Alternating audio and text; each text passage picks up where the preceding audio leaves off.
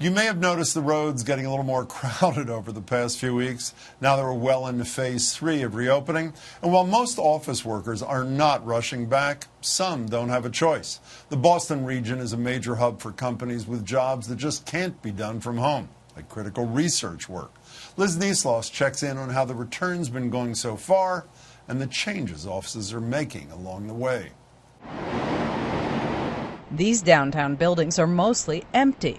People are staying home. Just ask someone who knows Boston real estate. If you look at the 82 million square feet of office space sort of in the urban core, I would say the majority are not here. I park underneath the Prudential Complex.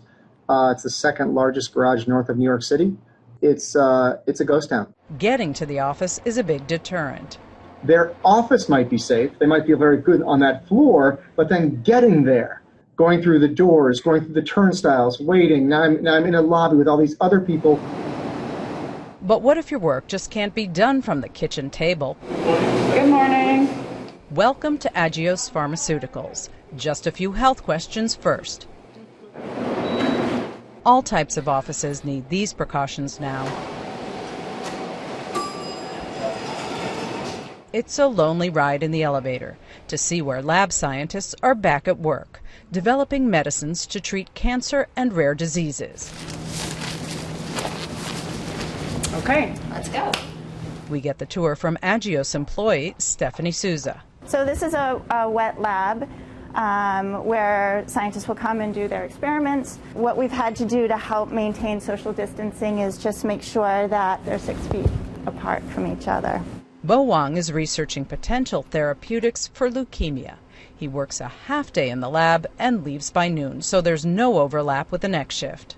I'm only seeing half of the people, unfortunately, so that's hard for our communication and science exchange.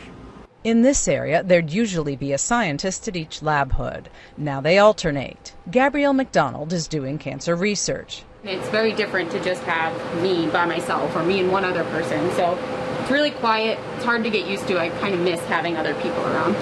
Lab scientists are used to protective gear and precautions, and they were eager to return. But as soon as they finish their shifts, these scientists leave the office to continue work, like writing up research, from home. And outside the labs, these offices are mostly empty. If work from home works, it's still the safe approach. Until social distancing is no longer required, most companies won't be able to fit more than 50 or 60% of staff in the office. Dave Madsen is redesigning offices for the COVID era. The idea of every person on a staff coming in at the same time until there's a vaccine, it's probably not going to happen for nearly every company. I think that would be quite difficult to achieve with the current guidelines and rules in place. So no chatting at the water fountain, no gossip at the copy machine. Except where the office is critical, no one's agitating to get back. Liz Neisloss, WGBH News. It's clear the pandemic has permanently altered the idea of the office, with major companies announcing work from home forever options. And many are offering stipends for the home office to buy things like ergonomic furniture, all in the interest of productivity.